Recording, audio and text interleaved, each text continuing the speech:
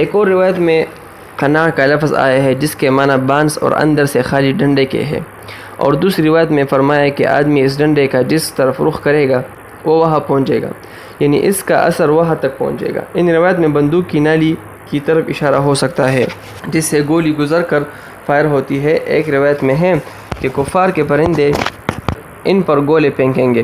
یہ حدیث واضح طور پر جنگی تیاروں پر دلالت کرتی ہے۔ ایک اور روایت میں فرمایا کہ پرندے اپنے پروں سے ان پر آگ کے نیزے پھینکیں گے۔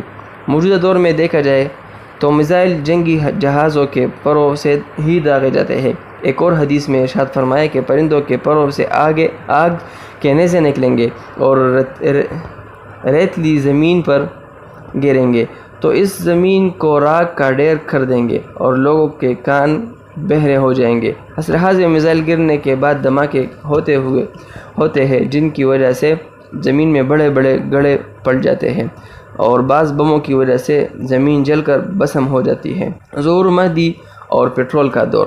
جدید دور کے وسائل میں سے ایک پیٹرول ہے، چنانچہ صحیح مسلم کی ایک حدیث میں فرمایا کہ زمین اپنے خزانے نکال پھینکیں گے، اور ایک اور روایت میں فرمایا کہ زمین اپنے جگر کے ٹکڑے سونے کے ستونوں کی مانند پھینکیں گی اور اس پر امت قتال کرے گی۔ ایک دوسری حدیث میں فرمایا کہ ہر 100 میں سے 99 قتل ہو جائیں گے۔ اس حدیث میں قی کا لفظ استعمال ہوا ہے۔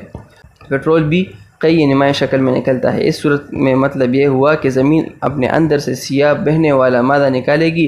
افلاز فلز کی جمع ہے اور فلز الجمل کا معنی ہے اون کے جگر کا ٹکڑا جو گاڑھا سیاہ یا سرخ رنگ کا ہوتا ہے۔ پیٹرول بھی خام شکل میں ایسا ہی ہوتا ہے۔ پھر فرمایا من الذھب، سونے کے پیٹرول کو بھی موجودہ زمانے میں کالا سونا کہا جاتا ہے۔ فرمایا مثل الاسطوانہ، یعنی سلنڈر نما ستونوں کی مانند۔ چونکہ پیٹرول بھی زمین سے نکالا جاتا ہے تو اس سے گیلن بھرے جاتے ہیں۔ کہا جاتا ہے کہ دن میں 12,000 گیلن پیٹرول نکالا گیا، یا اس سے زیادہ یا اس سے کم۔ گیلن یا ڈرم جن میں پیٹرول بھرا جاتا ہے وہ بھی ستون کی شکل میں ہوتے ہیں۔ اس روایت میں اسطوانہ کا لفظ بولا گیا ہے۔ حضرت علی رضی اللہ عنہ سے امام مہدی کے بارے میں پوچھا گیا کہ انہوں نے فرمایا کہ ابھی وہ زمانہ دور ہے، بہت دور ہے، کیونکہ وہ تو آخر زمانے میں آئیں گے۔ اس کے بعد انہوں نے اپنے ہاتھ سے ایک حلقہ بنایا 2 اور 5 کی عدد کا۔ ایک آدمی نے پوچھا اس کے بعد کیا ہوگا؟